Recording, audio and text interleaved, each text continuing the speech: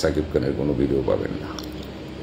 মানে তাকে দেখতে হলে পয়সা দিয়ে দেখতে হবে, এই চিন্তাটা সে বহু বছর আগে থেকে করে রেখেছে, নিজেকে সস্তা বানায় নেয়। এবং এইটাই তার সুপারস্টার হওয়ার পিছনে সবচেয়ে বড় গুণ। আমি দেখেছি একটা পোশাকের একটু ফিটিংসের জন্য সে দেখলো 2 ঘন্টা বসে আছে যে শুটিং করবে না, অথচ অন্য কেউ হইলে হয়তো করে ফেলতো। মানে এই যে পারফেক্ট না হয়ে পর্দার সামনে আসবে না, ক্যামেরার সামনে আসবে না, এই বিষয়টা সে প্রথম থেকেই করেছে। যতই দিন যাইতো দেখতাম সে নিজেকে আপগ্রেড করতেছে,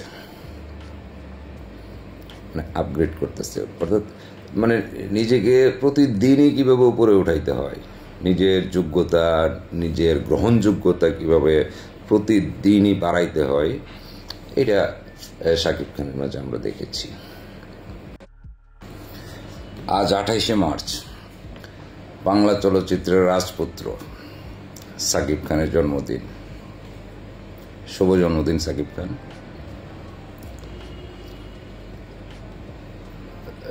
এই শাকিব খানের সাথে আমার পরিচয় কত 30 বছর, 97-98 সালে ওর সাথে আমার পরিচয়, 1997-98 সালে।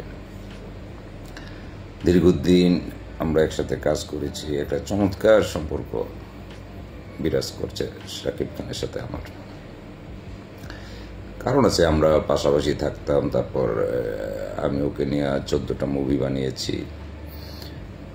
এটা একটা বিশাল জার্নি। এই বিশাল জার্নি একটা মানুষের সাথে এতদিন চলাফেরা করলে, কাজ করলে একটা সম্পর্ক তৈরি হয়।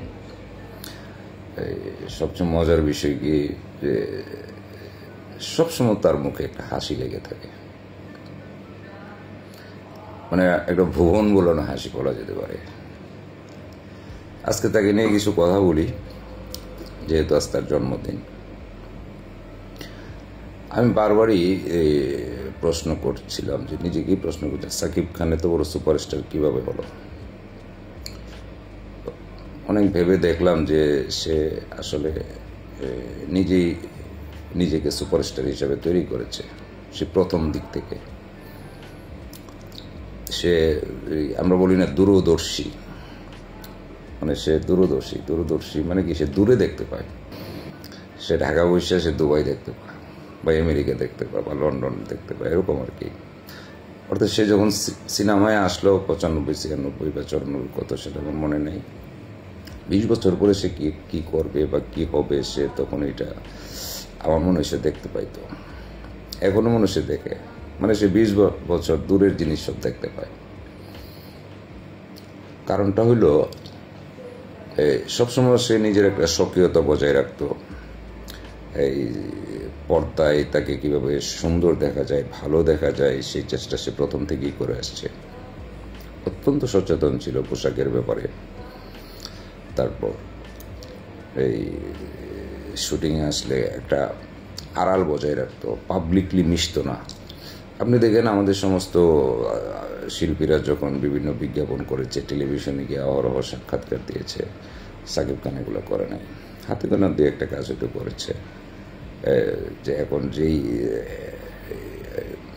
কি বলে ইন্টারনেটের যুগ বা এই অনলাইনের যুগ, প্রত্যেকেরই একাধিক ভিডিও পাবেন, শত শত ভিডিও পাবেন, শাকিব খানের কোনো ভিডিও পাবেন না। মানে তাকে দেখতে হলে পয়সা দিয়ে দেখতে হবে, এই চিন্তাটা সে বহু বছর আগে থেকে করে রেখেছে, নিজেকে সস্তা বানায় নেয়। এবং এইটাই তার সুপারস্টার হওয়ার পিছনে সবচেয়ে বড় গুণ।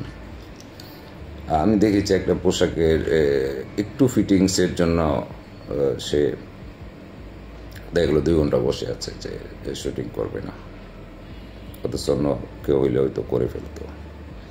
মানে এই যে পারফেক্ট না হয়ে পর্দার সামনে আসবে না, ক্যামেরার সামনে আসবে না, এই বিষয়টা সে প্রথম থেকেই করেছে।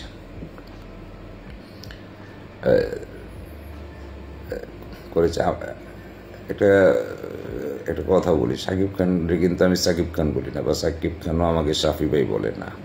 আমাদের একটা আলাদা একটা নাম আছে, এই নাম আমি পরে বলবো। এই ঘন্টার পর ঘন্টা, দিনের পর দিন আমরা একসাথে আড্ডা দিয়েছি, গল্প করেছি। অনেক স্মৃতি এখন মনে পড়তেছে, যে প্রথম যখন ওকে নিয়ে থাইল্যান্ডে যাই 2টা সিনেমার শুটিংয়ের জন্য, আমার 2টা মুভির গান করার জন্য, ও সাথীরে এবং আমার বুকের মধ্যিখানে। আহা কি সেই দিনগুলি ছিল। তারপর মালয়েশিয়া গেলাম, পূর্ণদৈর্ঘ্য প্রেম কাহিনী করলাম, ফাত করলাম।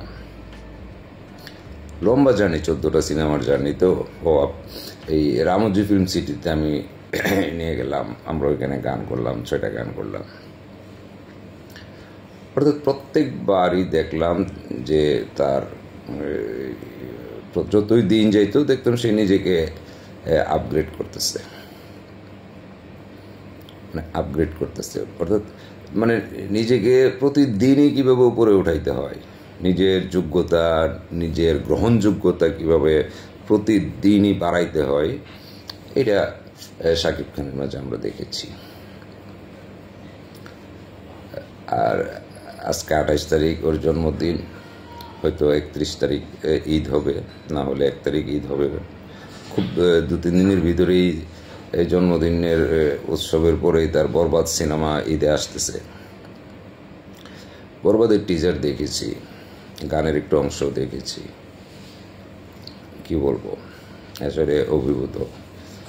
মানে স্টাইলটাই ভিন্ন, মনে হচ্ছে সিনেমার স্টাইলই এখন ভিন্ন হয়ে যাচ্ছে। এখন শাকিব খানকে নিয়ে আর গতানুগতিক সিনেমা বানানো যাবে না, একটু ডিফারেন্ট, একটু অন্য ধরনের। কি যেন ছবি দেখে মনে হলো কি যেন দেখলাম, এটা মনে হয় বাংলা সিনেমা না, মনে হয় অন্য কিছু দেখছি। আন্তরিক শুভকামনা থাকবে বরবাদের জন্য।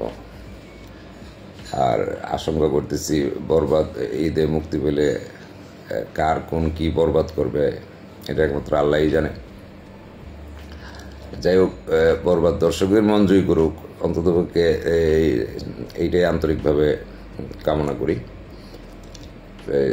আর সবচেয়ে বড় জিনিস, এখন পর্যন্ত সিনেমার মানুষের বা সিনেমা হলের দর্শক যত খরাই হোক, শাকিব খানের কিন্তু দর্শক খরা নেই। শাকিব খানের ছবি হলে আসলে দর্শক যাবেই, সেটা সকল শ্রেণীর দর্শক এখন শাকিব খানের ছবি দেখতে যায়। সব, এখন কোনো শ্রেণী নেই। শাকিব খান এখন আমজনতার, গোটা বাংলাদেশের, গোটা বাংলা ভাষাভাষীদের সুপারস্টার শাকিব খান।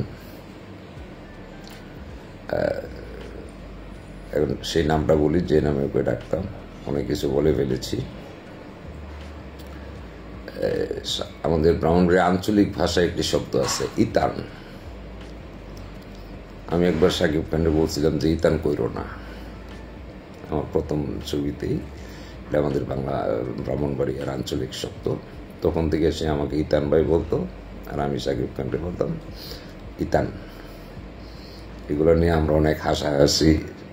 শাকিব অনেকের সামনে আমাকে বলতো যে সেই ভাই আঞ্চলিক ভাষায় ইতান বলেন। যাই হোক, অত্যন্ত চমৎকার একটা সুসম্পর্ক আছে, এখনও আছে। হয়তো এখন দেখা হয় না, কথা হয় না, মাঝে মাঝে ফোনে কথা হয়। যাই হোক, আবারও আমার অন্তরের অন্তঃস্থল থেকে শাকিব খানের জন্য, তার জন্মদিনের জন্য শুভকামনা রইল।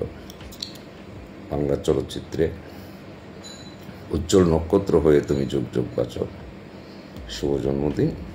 আর বরবাদের জন্য শুভকামনা রইল।